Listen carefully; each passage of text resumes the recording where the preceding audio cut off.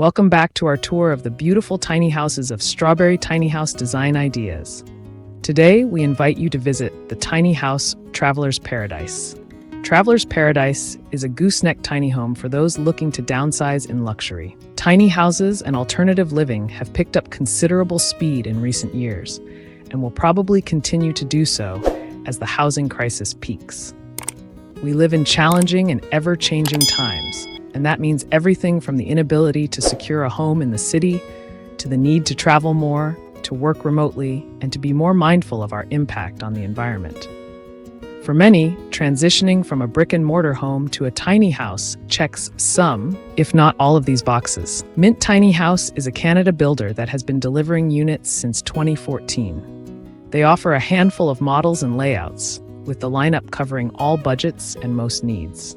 The Canada Goose, which is offered either on a 38 feet, 11.5 meter, or a 41 feet, 12.5 meter trailer, is the largest model they have, as well as the most expensive. The Traveler's Paradise is a Canada Goose tiny, customized for a particular client. Delivered in early 2020, as the world was shuttering down, it's located near Golden in British Columbia, Canada, with a spectacular view of the mountains and fairly secluded. The owner is Megan Moore, a marketing specialist who decided to leave the busy city life in Alberta and start afresh in a place that would allow her more time with herself and her family, but which would also be affordable for her. Mint Tiny House named her unit the Traveler's Paradise, saying that it was best than packing a suitcase. Why pack a suitcase when you could travel with your home? They said at the time the unit was completed, a sentiment echoed by many tiny house dwellers and builders. But Megan never really planned to move around with her tiny, and the fact that it's so massive and would require a 1-ton truck to tow had little to do with her decision. She wanted a home. The Canada Goose model starts at $123,000, $90,500 at the current exchange rate, but she paid almost $160,000, $118,000 for her custom unit, which she has since renamed Tiny Rosehip, inspired by her daughter's love of rosehip. She documents her family's tiny house living on the socials and often shares tips to help others looking to make the transition.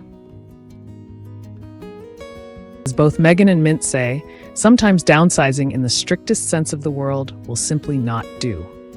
Some people still want the privacy of a master bedroom with a door that closes, or a full kitchen and a full bathroom and space to move around. This tiny has them all, offering almost 420 square feet, 39 square meters of living space. It has a living room, 2 lofts and a bedroom, ample storage, and even more room to move around without bumping into stuff or other family members. Megan lives in it with her partner, her 2 kids, and 2 dogs, and she says there's little she misses about city life. The tiny is hooked up to the grid for electricity and water, but it also has off-grid water as backup. It's isolated, but not too isolated, so they can retire when they want to without being unreachable.